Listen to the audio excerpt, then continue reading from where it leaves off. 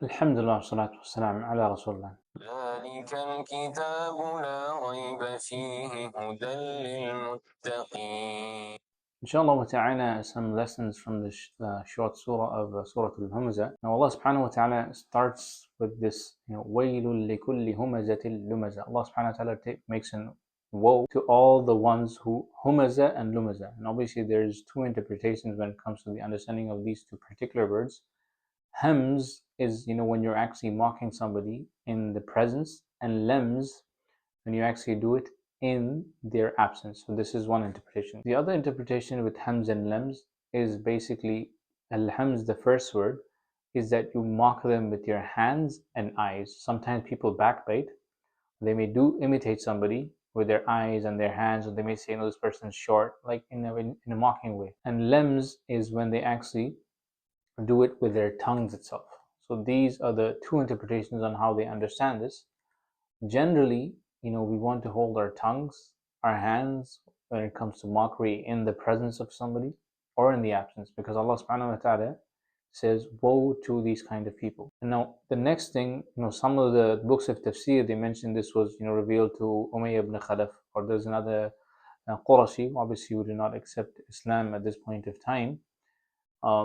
Allah subhanahu wa ta'ala knows best, but the general is that these sifat can be expanded to the people who basically have these qualities. Now the next ayah that is mentioned is الَّذِي جَمَعَ مَالًا وَعَدَّدَ. So this person, he likes to gather wealth and he counts it. So and يَحْسَبُ أَنَّ مَالَهُ أَخْلَدَ. So not only does he gather his wealth, he counts it, and he thinks that his wealth is going to remain with him forever. This is the attitude that this person has. But we as Muslims, we all know once a person passes away, his money will be taken for shrouding. His money will be gone if he has any debt.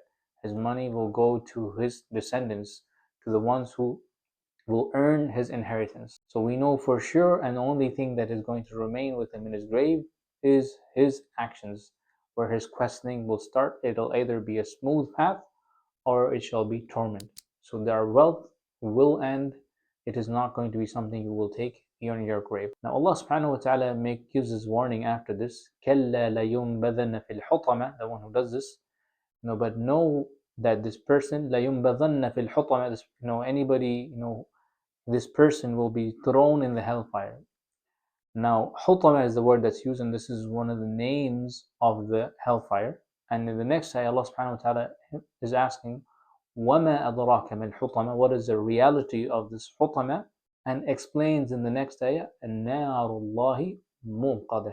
It is the fire of Allah subhanahu wa ta'ala that is lit. الَّتِي تَطَّلِعُ عَلَى الْأَفْئِدَةِ. So it shall actually even enter the hearts. So Hutamah, anything that enters, obviously is going to get destroyed. It even points that even it will enter the heart of anyone that is going to be going into this Hutamah. إِنَّهَا عَلَيْهِمْ مُؤْسَدَةٌ.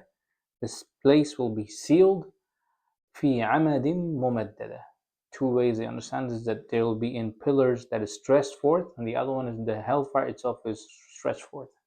So this person that is going to be going through this torment, obviously this is not something easy for us to even, comprehend. But we know that this shall be a painful torment. So one of the things that we can, take away is that we need to hold our tongues, hold our hands and eyes from any sort of mockery, backbiting people, and not to assume that this wealth of ours is going to be staying with us in the hellfire. And one of the things that the Prophet ﷺ, guarantees Jannah if he can guarantee their tongue and their private parts.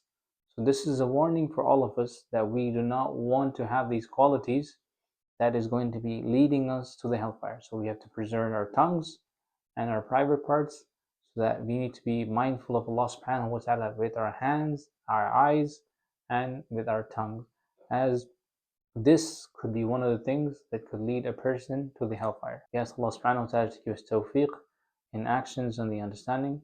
سبحانك اللهم وبحمدك أشهد أن لا إله إلا أنت جزاكم الله خيرا.